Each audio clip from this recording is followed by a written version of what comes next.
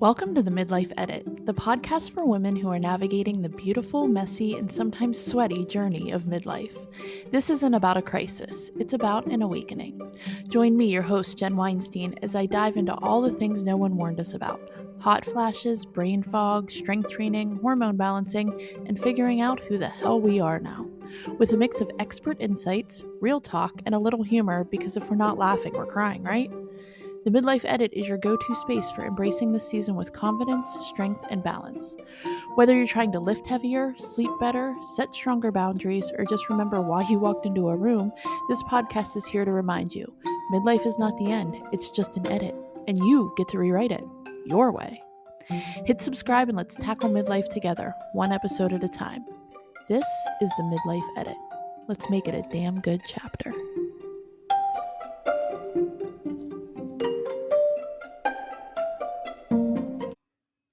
Hello, and welcome to the very first episode of the Midlife Edit podcast.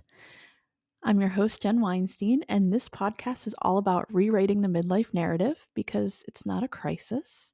It's a chance to edit our lives into something even better. I have been wanting to start a podcast for a very long time. And why did I start this one? Well, frankly, because I wanted to. A lot has held me back from doing the things that I've wanted to do, like imposter syndrome, or wondering what people will think and being obsessed with others' thoughts, or making excuses that I didn't have the right tools or there wasn't the right time. But you know what? I'm here and I am ready to tackle midlife with all of you. And also know that other people's opinions of you are not your business, which is a really hard pill to swallow sometimes, but that's where I'm at. Midlife to me is not a crisis. I know society paints it as this crisis. It paints it as the lady in mom jeans crying, wondering what to do next because her kids are out of the house, or that guy who got a toupee and bought a convertible and he's going through a crisis. That's not what midlife is. Midlife is a messy, transformative, empowering time. And I want to share my journey because it's so exciting. You know, we are so blessed to be able to grow older. And it's just such a great experience to go through. And I just want to talk about it. And that's why I started this podcast, because I want to break the stigma that society talks about when it comes to midlife, because I truly do see it as an edit. It's a chance to rewrite, refine, and rediscover who I am and who you are.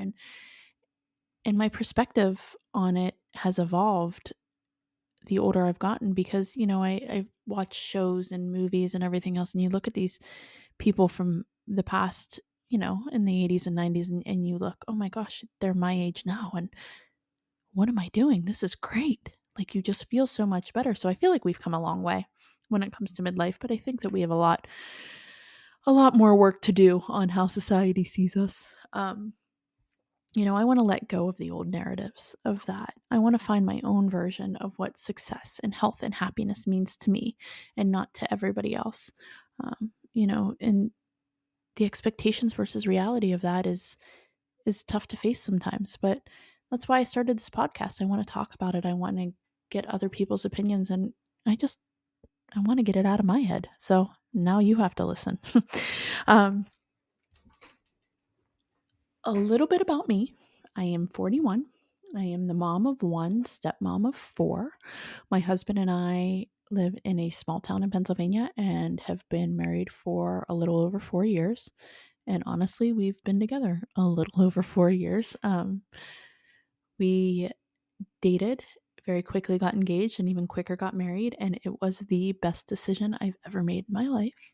Uh, it hasn't been easy. I'm not going to lie about that. You know, getting married when you're older, and both of our second marriages and blended families, it can be tough, but I'm telling you what, I picked the right person to do it with. My husband's a saint who is navigating midlife with me.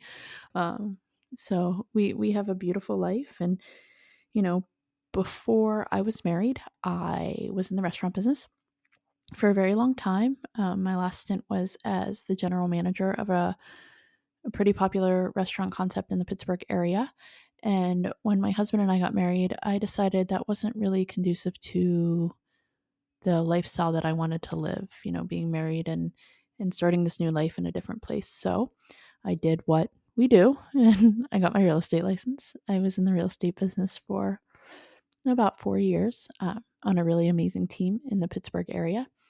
And the experience is something that I wouldn't change either for anything. But I just thought that wasn't for me. And in the last 4 years, my body has gone through a lot of changes. My mind has gone through a lot of changes. I don't know if it was a mixture of perimenopause because I got together with my husband when I was 38. So perimenopause, I did have some health problems where I got a hysterectomy. And, being in a new relationship, you kind of, for lack of a better term, you let yourself go. You eat a lot because you're going out to eat a lot and you're comfortable with somebody. And so I gained a lot of weight. And if you follow me on social media, you know that I've been on a health journey for a few years now, but I think I tipped the scales at like 215. I'm 5'6". So that's, it's not the healthiest weight to be at. And I decided one day that enough was enough. It took me, I was showing a house and I walked up the stairs and I couldn't breathe and it was so embarrassing. So I was like, you know what? I can't live my life like this. So I went on my own health journey. I've lost 80 pounds in the past 2 years. And this will be a whole nother episode dedicated to how I did it and what works for me and what doesn't. But just a little bit about me. After that, I became a personal trainer and nutrition coach.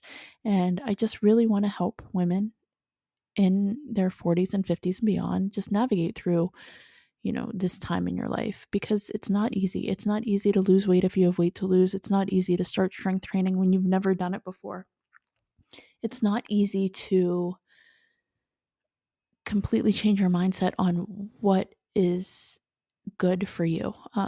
You know, we grew up in the 80s and 90s where aerobics and cardio and skinny, was the big thing. You ate the 100-calorie packs and you ate low fat and it was the Slim Fast and the Weight Watchers and you just had to be skinny. And, changing your mindset from that is really tough because that's how we grew up. And, now it's all about strong is the new skinny and protein is the key.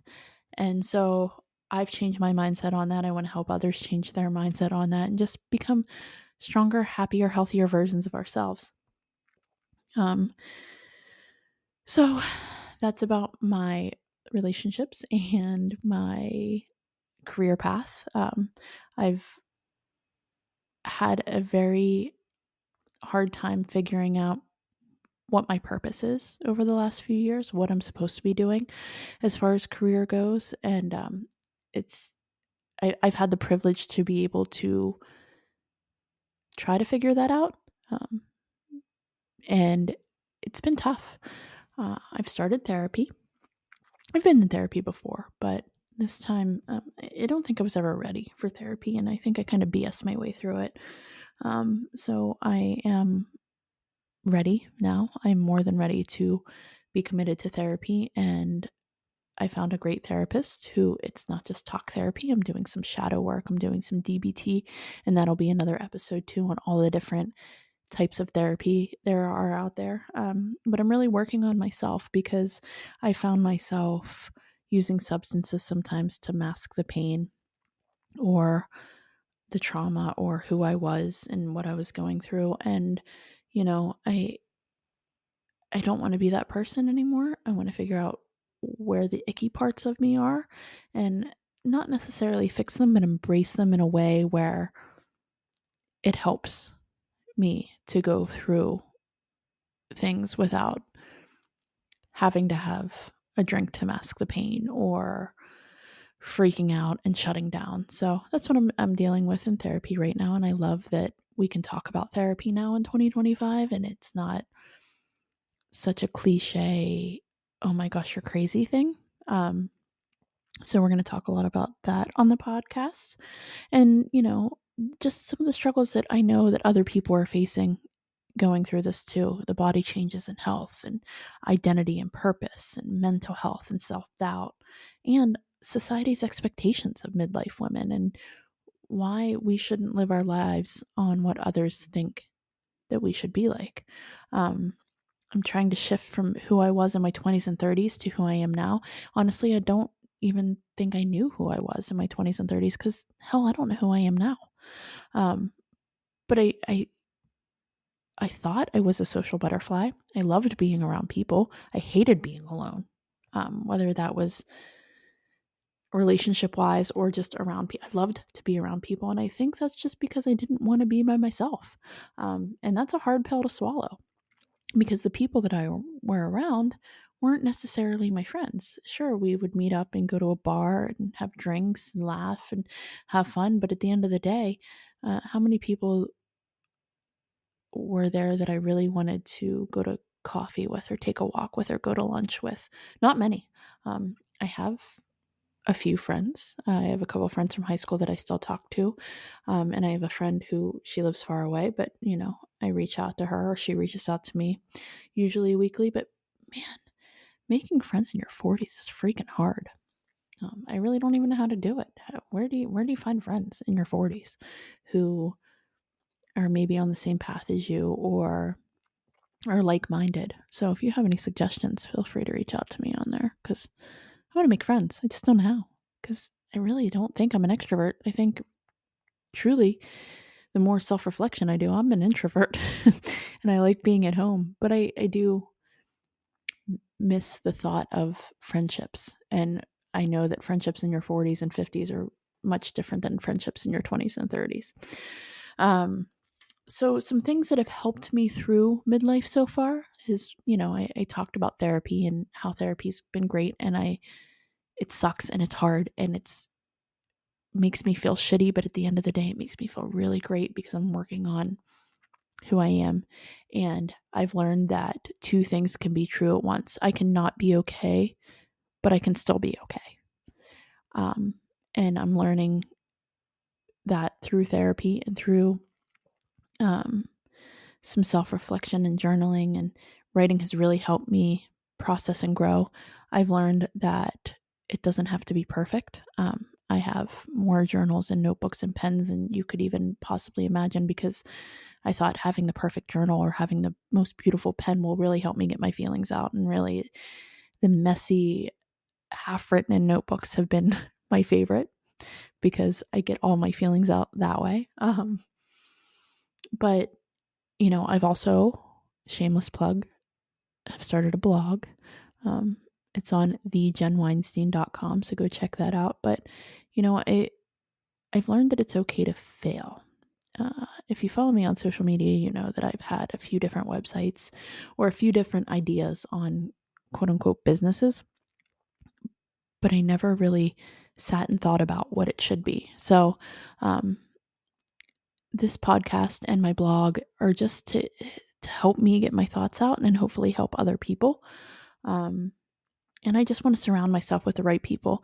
I talked about friendships, but there are online communities where if you would have told me 10 years ago, I would have made friends with somebody via social media, I would have laughed at you because that was kind of creepy back then. But now there are so many great um, things that have come out of social media, people that I follow, people that I've become friends with because we are going through the same thing or like-minded. That being said, social media can be really terrible too. I have deactivated my Facebook because I found myself obsessed with how many likes or how many follows I would get on. And I don't know why that was the platform, but it was Facebook. And it was how many shares could this get, or did somebody repost it, or who commented on this? And then I would go down rabbit holes of things I didn't even have any business doing, or people I didn't even know. And it was just, I was becoming obsessed. And so I did deactivate my Facebook, but I am on TikTok and Instagram and Pinterest at genuine underscore JENUWEIN underscore, and YouTube. So if you want to find me, you can find me there. But I found those better for me. I liked the content that my algorithms were right. I was receiving the right content. So I'm back on those. But Facebook is a no-no for me anymore. Anyway, that's about surrounding myself with the right people. So whether it be in person or online communities, there are some really awesome people out there. And honestly, letting go of relationships that no longer serve me. I don't want to have to feel like I have to text somebody back just for pleasantries, or we have to, um, I have to answer right away because if not, they're going to be mad at me. I need to start letting go of things like that. So again, my mindset shifts and embracing change instead of fearing it, viewing midlife as an opportunity and not a decline, have really started to help me through this journey. And that's my dog in the background. She doesn't like when I'm not paying attention to her sometimes. So if you hear her, it's just Marley. It's fine. Um, but anyway, those are some of the things that have helped me. I am a gym goer, which is crazy to me because I was never a consistent gym person. I was never consistent working out. But once I started my health journey, I really became, I fell in love with the gym. I love strength training, but I also do cardio a couple days a week. And I love how it makes me feel. It sets my day up in the right way. And there are days where I don't want to get out of bed, but I do it anyway. And I'm so glad that I go and I do some purposeful movement, intentional movement every day with your body can just change your day completely. If you haven't heard of Mel Robbins, number one, are you living under a rock? 'Cause she's hot right now. But go to YouTube or search her on TikTok or even just on Google and find the 5-second rule, because that has been a game changer for me. The way I get up in the morning, 5, 4, 3, 2, 1 out of bed, game changer. So go check that out. So those are just some of the things that are helping me through midlife right now, and helping me embrace it. What should you expect from this podcast? Well, let me tell you, we're going to have conversations about everything: fitness and nutrition and wellness, mental health, self-discovery and personal growth, breaking stigmas around perimenopause and menopause, because although we've come a good bit further than we were even 10 years ago when it comes to the conversations about that, we're not there yet. There's lots of research being done, lots of podcasts, and papers, and even on social media, people are talking about it, but not enough. So we're going to talk about that. And it's going to be real talk, no bullshit, no anti-aging nonsense. The amount of money that I think I've spent over the years on these quick fixes is just insane. And so I want to have real life conversations on what maybe supplements you've bought and works for you, or what kind of skincare routine are you using as you're aging, or what are you using to help your hair not shed all the time, or things like that. I want to hear from you and others in this space on what is good and what is not. And it's the industry is kind of like the fast fashion industry. There's this new cream popping up all the time, or there's this 12-step skincare process that you should go through. Who the hell has time for that? And who wants to do it? Man, when I'm tired at night, I want to wash my face and go to bed.